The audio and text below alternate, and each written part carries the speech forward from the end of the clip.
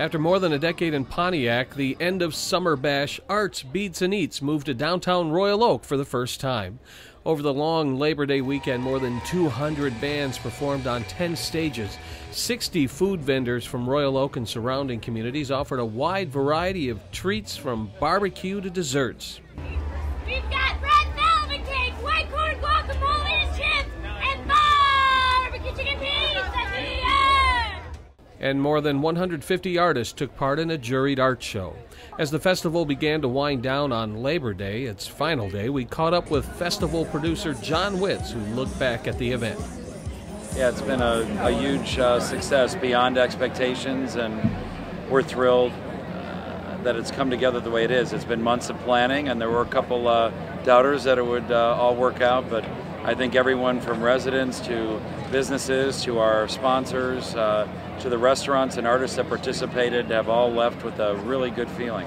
The artists we talked to said the move from Pontiac to Royal Oak resulted in a larger crowd, which translated into more success for the artists hoping to sell their work. It's always good to experience something new. I think the crowd is bigger than Pontiac, and it's all about crowd. So that means part of the moving show has been successful. From an artist's perspective, it went very smoothly. I guess most of the artists have been doing it for a while. They kind of know what goes on. I liked the change of venue a little better. I think the people seemed excited about it. It may have been a little too crowded, but that might have been because of the excitement, you know? Yeah. I mean, I think it's great. It's a great way to spend Labor Day. I mean, I thoroughly enjoy it, you know? So maybe next time I'll bring someone to help me so I could go and see some music and eat. Oh, definitely. Yeah, really. You know, but take in the event. Yeah. I like it. It worked out well. It worked out very well. Yeah, I think it was better than Pontiac. I mean, the show was better for me. I mean, my results were much better. My sales were very good.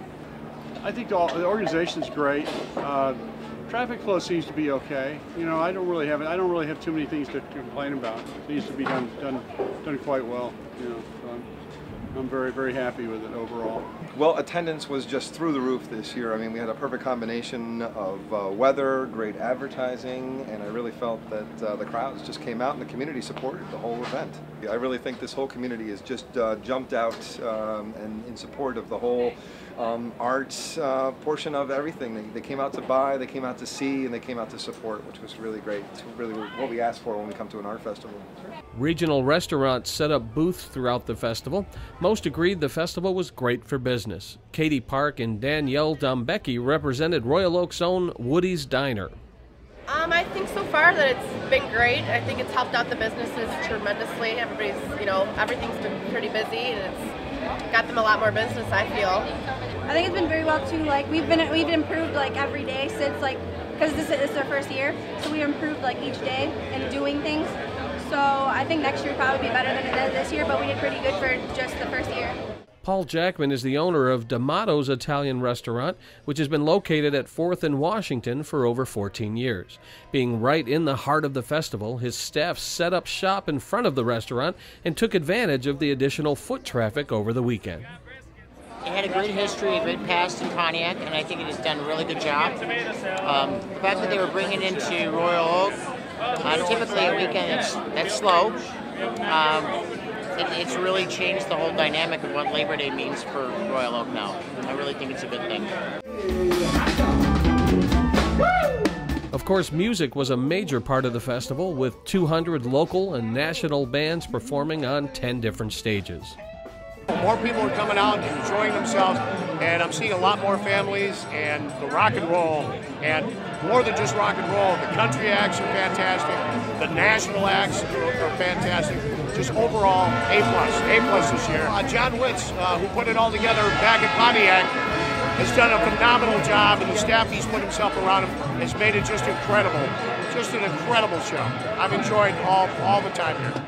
Well, we have a 5-year contract. The city could get out of it early if we didn't reach parking revenues to cover city services, but we're going to easily reach it this year.